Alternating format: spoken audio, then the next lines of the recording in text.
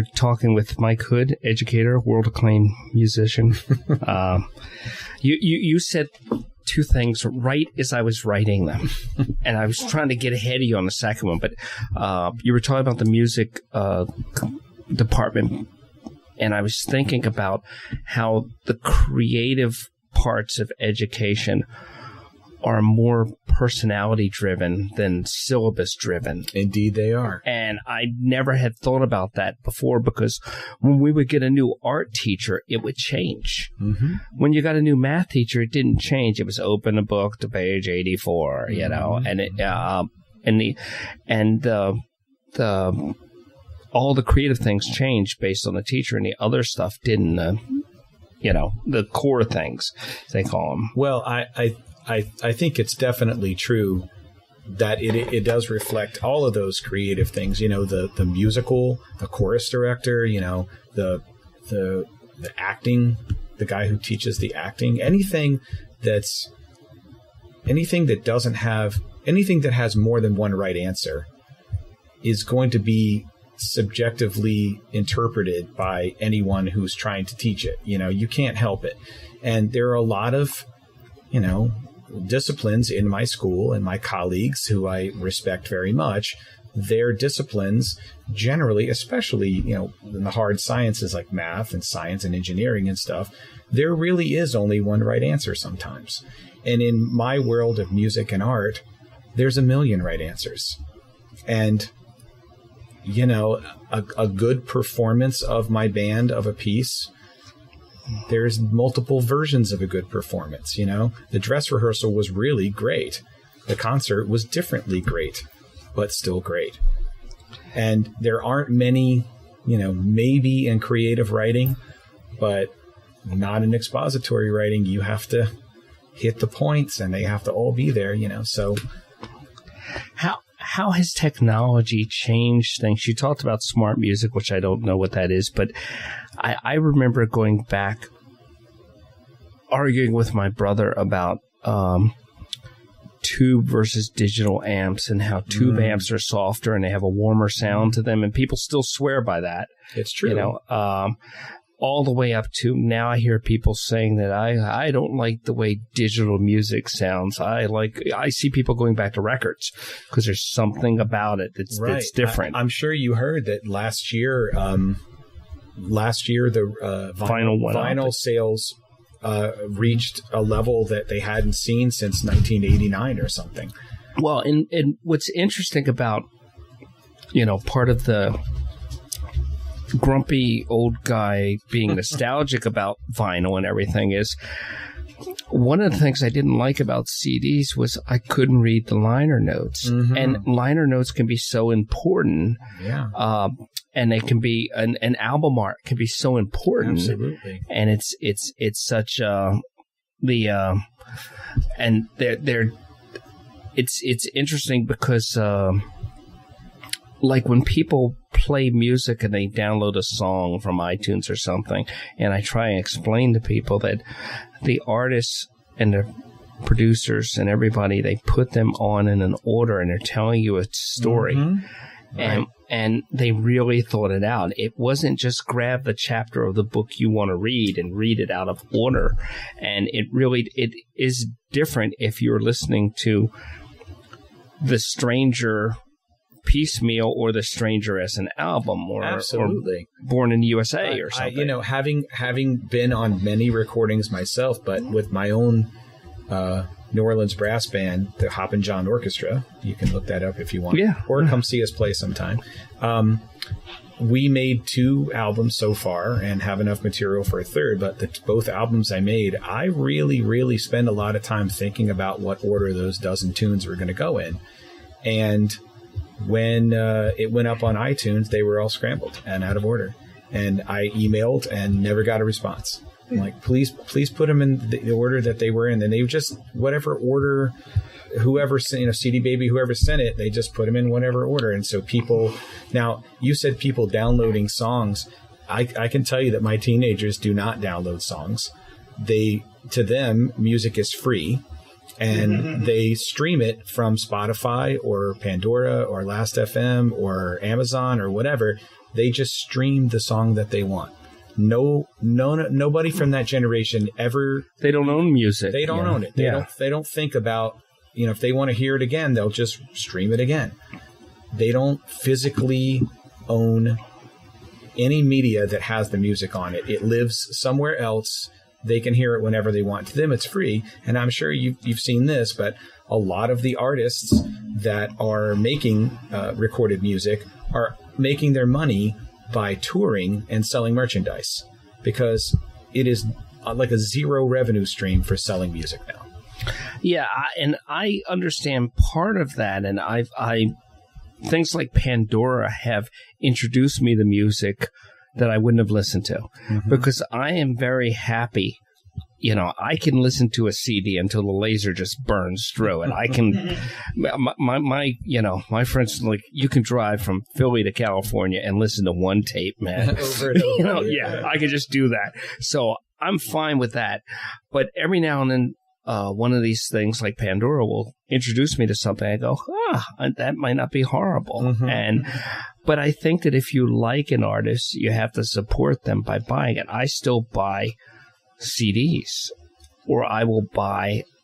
I like knowing the digital thing is there. I like the fact that it's everywhere with you. I like the fact that you can't lose it per se. But I also like the fact knowing that there's a CD on a shelf. Right. Well, we just moved back in May, and I moved 11 CD towers with me. There's 144 CDs in every one of those towers, and that is my library of my digital library. And not all of it has been digitized, and not all of it's been digitized by me, that is burned onto my laptop, but also a number of those things have never been released as a digital format. Right. So, if I have a digital copy, I'm the only one that has that, or I put it in my really nice CD player, my really nice stereo, and sit in my nice chair and crank it. That's just now on the exact that's old school. Now it's old school. But on the exact opposite of that, your wife is a DJ, can bring a laptop to an event. Well, she does now, but I can tell you, we've been together 6 years now, and when I first met her, she was lugging around, sleeves of CDs and using a CD disc changer to get her, and she was very, very good at it. And it was definitely growing pains to make it onto a laptop, digital DJ program and then load everything in. And she's now very good at that. Oh, I know a couple people that aren't at her caliber, but they fought it. They fought that change between their stacks of CDs, but now they are completely seduced. And they like the fact that they can have their laptop and an emergency thumb drive for your laptop. That's right. That's right. And they bring an iPod with them in case everything fails. They can plug that in or whatever. Well, there are some DJs out there that swear by vinyl, and they still lug around their big cases of vinyl and their turntables. I just saw one in Asheville, North Carolina 2 weeks ago, an outdoor DJ playing really fantastic old R&B and old reggae and ska music outdoors while we were sipping beers by the river. It was pretty sweet. And I went up and complimented him, and I saw his setup, and he had a backup CD player, and he had a laptop, but he was spinning vinyl. So why do you think music is so important to people? Why do you think people can argue and disagree on this and that, but everybody's got some music they love. Well, the simple answer is because music is in fact the language of emotion. It talks to your feels in a way that very few other things do. And when an experience you have, visually, sometimes paintings and art can talk to people that way. Sometimes a play can speak to you and stick with you, or a film, something like that. But just like smells are connected to your memory, your memories of the first time you heard a song that really spoke to you, that stays with you forever. I'm sure a couple of years ago you saw that music therapist put the headphones on the catatonic elderly man. Yes. And he woke up for the first time in like 30 years. He hadn't made a peep in 30 years, and all of a sudden he's singing along to this music from his childhood. That's not an accident. Well, I think that music, in my life, music has been kind of a bookmark to events, and it was, I can remember where I was when, a certain song was playing, or have a good memory with that song. And it's that, the soundtrack to your life or whatever. And right. More so than anything else. And you have things that just, or you have a song that you just have to turn up, or a song that just, you don't get out of the car, or you take the long way home because you want to hear right. the song, exactly right. or you can be, I'm known for my horrible music selection at Christmas parties. When we have a Christmas party or whatever, it's like I will play one song and just loop it. It's been pretty much Alexa, play loop mode on, and and that's it. Who has, as artists that you work with, and you work with a lot, who are a couple that really just impressed you, or just you were in awe of? Oh, across my whole playing career? Well, I had the great opportunity in 1989 to sing in the Choral Arts Society, which is the choir that sings with the Philadelphia Orchestra, because one of my college professors was the conductor, and he said, we need male singers that can read, because can sight sing, to perform the Brahms Alto Rhapsody with Jesse Norman. And, the rehearsal's next Wednesday or whatever. I really hope you can make it. And, wild horses couldn't have kept me away from that. So we learned the Alto Rhapsody, and we made a recording with the Philadelphia Orchestra when they used to record in the basement of Memorial Hall in Fairmount Park. Yeah, that used to be their recording studio. And we recorded with Jesse Norman, and then we performed the piece at the Academy of Music, and then the next night at Carnegie Hall. And Riccardo Muti was the conductor, so that was pretty special. Yeah. I think... oh my goodness, so many good things. I don't know, influence, I don't know, but memorable. I think maybe a more interesting to the listeners might be a couple memorable times. My wife and I, for my 50th birthday, I took a trip that I'd wanted to take since I was 16 years old.